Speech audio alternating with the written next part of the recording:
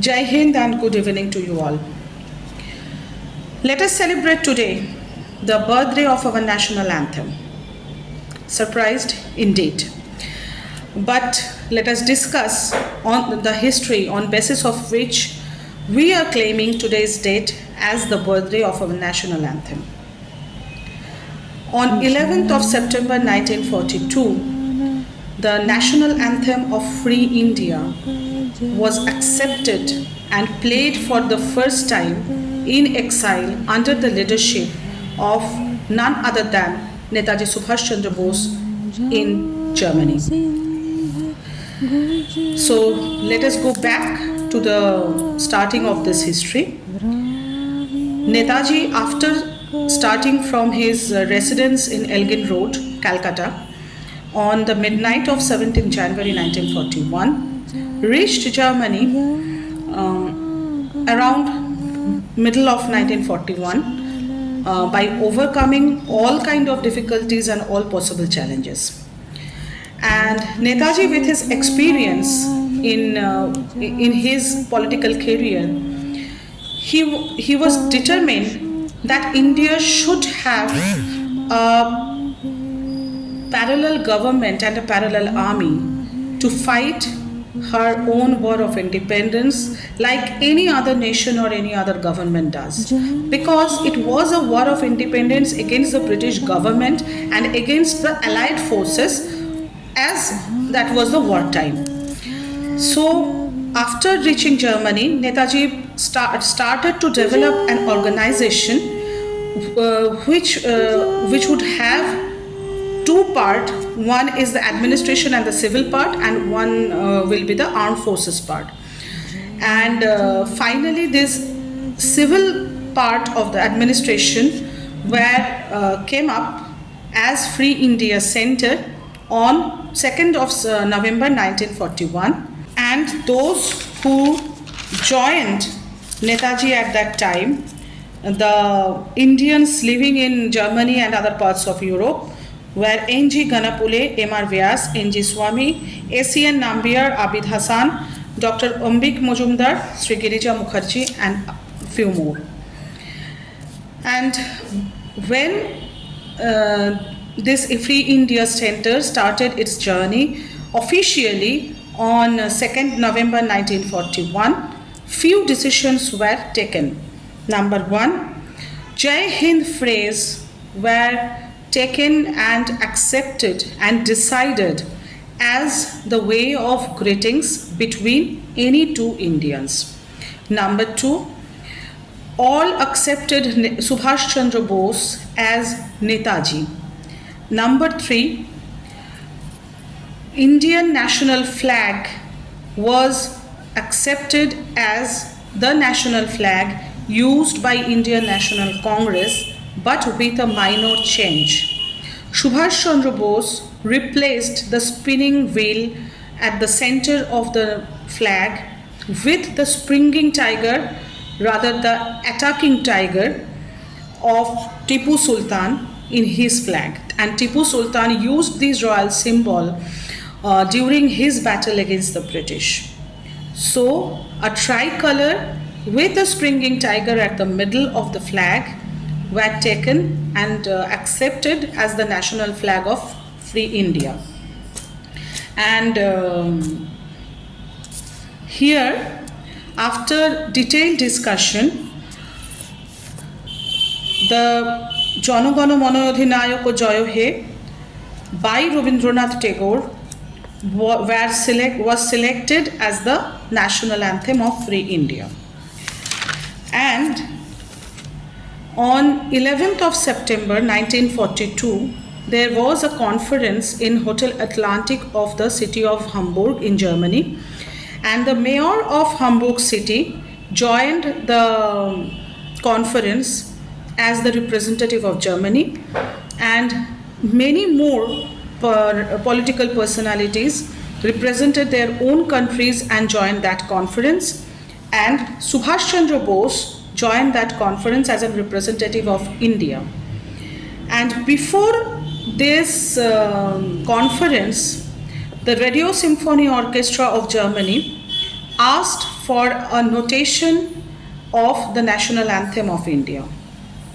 And after various discussions between the members of Free India Center, as there were no available notation present there, all were known about the song, all know how to sing the song, because that lyrics and tune were obviously composed by Rabindranath Tagore himself. But there were no written notation of that song were available at that time in Germany with the members of Free India Center. So finally, Sri Ombik Mojumdar composed and developed the musical notation for this song, and Dr. Girija Mukherjee, who was a great pianist, he played this song in piano, and after various listenings, number of times Netaji listened to this and asked for few changes in the notation. Finally, the notation were given to Eigil Krutej, who were the head of Radio Symphony Orchestra of Germany. And on 11th of September 1942, after Netaji's lecture in the conference at Hotel Atlantic of Hamburg city of Germany, Jana Gana Mana Adhinayaka Jaya He Bharata Bhagya Vidhata were played as the national anthem of Free India, and the tricolor national flag were hosted along with the various flags of various nations who joined that conference. And I like to mention one thing, that Netaji gave his lecture in this conference in the German language. And with the change of war politics, with the change of war situation, finally Netaji decided to come to Southeast Asia for the final war of independence, where already the Azad Hind Fauj and Indian Independence League developed by Rajbihari Bose were waiting for the arrival of Netaji to start the war against the Allied forces. Netaji started his submarine journey, historic submarine journey, and it took 90 days for him to finally reach Singapore from Germany. And during these 90 days of submarine journey, Netaji had detailed discussion on various topics with his one and only Indian co-passenger Abid Hassan Safrani.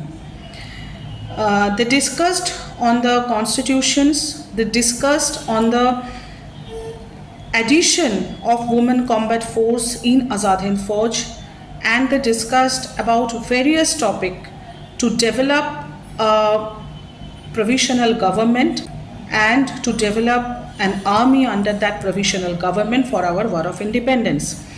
And during this discussion, Netaji somehow felt that Jana Gana Mana Adhinayaka by Rabindranath Tagore is a song in Bengali, but the words are mainly taken from Sanskrit. So he somehow sensed that it wouldn't have that much impact on the soldiers who were waiting for him to lead the war of independence, as the large number of soldiers are from the northwest province. That's why he discussed with Abid Hassan and asked for an interpretation of Jana Gana Mana Adhinayaka Jaya He in the Hindustani language. And finally, after reaching Singapore, Abid Hassan Safrani, Mumtaz Hussain wrote the song Subha Sukha Chaina Ki Barkha Barse, which is an interpretation of Jana Gana Mana in Hindustani language, and Captain Ram Singh Thakuria of Azad Hind Fauj composed the notation for the military band. And as described by Captain Ram Singh Thakuri, Netaji said to him, "Neend aane wali dhoon nahi chahiye, jaga dene wali dhoon chahiye." So keeping in mind the rhythm of the song were changed, and few changes were made to incorporate with the military band to play the song. So, on 21st of October 1943, when provisional government finally declared by Netaji, during that time, the Qaumi Tarana of provisional government were played for the first time, and it was Subha Sukha Chain Ki Barkha Barase Bharat Bhagya Hai Jaga. And after independence on 1947, when the Indian representatives first went to the United Nations Conference to declare India as a democratic nation, they were asked to submit a national anthem for them. But unfortunately, there were no selected national anthem at that time India had. But among the representatives, the group of representatives there, one were having a recording of Jana Gana Mana Yodhinayoko in Singapore, and he submitted that, and the lyrics and the meaning were overwhelmingly accepted by the United Nations. And it was the song Jana Gana Mana Yodhinayoko Jayo He Bharato Bhagya Vidhata. And after returning to India, they discussed the same thing with the then government, and under the leadership of the then Prime Minister Jawaharlal Nehru, finally Indian government accepted the Jana Gana Mana Yodhinayoko Jayo He as the national anthem of India, and it was decided that the first stanza of this particular song will be played as the national anthem within 52 seconds. So, with this background history, we can easily claim that 11 September is the birthday of our national anthem, which were accepted by the Free India Nation and which was played in Hotel Atlantic of Hamburg city of Germany for the first time, and it was born in exile under the leadership of Netaji Subhash Chandra Bose. Jai Hind.